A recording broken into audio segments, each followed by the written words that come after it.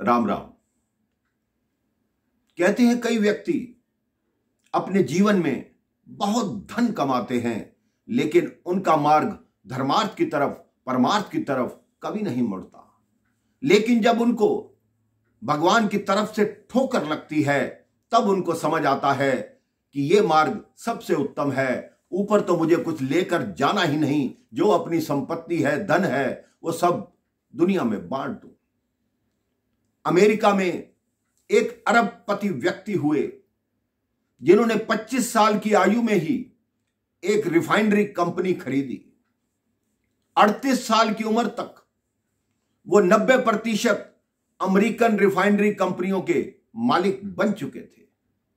50 वर्ष की आयु में वो व्यक्ति अरबपति थे, इस दुनिया के पहले अरबपति, जिनका नाम था जॉन डी रॉकफेलर। लेकिन 53 वर्ष की आयु आते आते वो बीमार पड़ गए। उनके पूरे शरीर में दर्द रहने लगा, उनके सिर के बाल उड़ गए।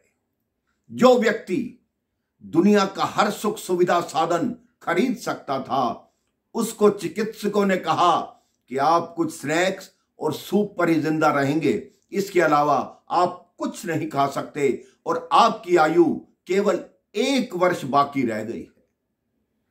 वो 1 वर्ष उसका बहुत पीड़ा में बीत रहा था। इतने समय उनकी मुलाकात एक महान संत से हुई, जिस संत ने उनकी दिशा ही बदल दी। वो महान संत थे स्वामी विवेकानंद जी। उन्होंने कहा कि आप अपना धन, अपनी संपत्ति धर्मार्थ कार्यों पे लगाइए, तो आपका जीवन अच्छा रहेगा, आपके मन को शांति मिलेगी। तब उसने रॉकफेलर नाम की एक फाउंडेशन बनाई, जिस फाउंडेशन के अंतर्गत पेनिसिलिन की खोज हुई, जिस पेनिसिलिन से मलेरिया, तपेदिक और डिप्थीरिया जैसी बीमारियों का इलाज निकला। एक भगवान का करिश्मा देखिए, जैसे जैसे वो धर्मार्थ के कार्य करने लगा, वो ठीक होने लगा।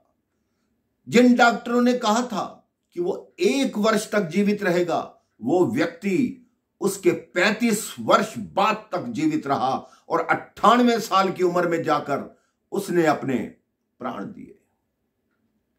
कहते हैं जो भी धर्म के कार्य करता है, धर्म के लिए कुछ भी करता है, भगवान कहता है आप 1 कदम बढ़ो, मैं 10 कदम आपकी तरफ बढ़ के दिखाऊंगा।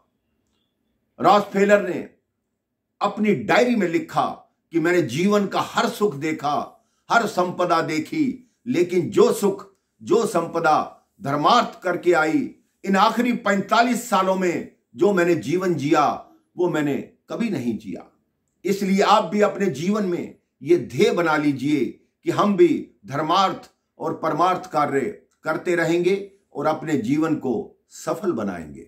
राम राम, जय श्री राम।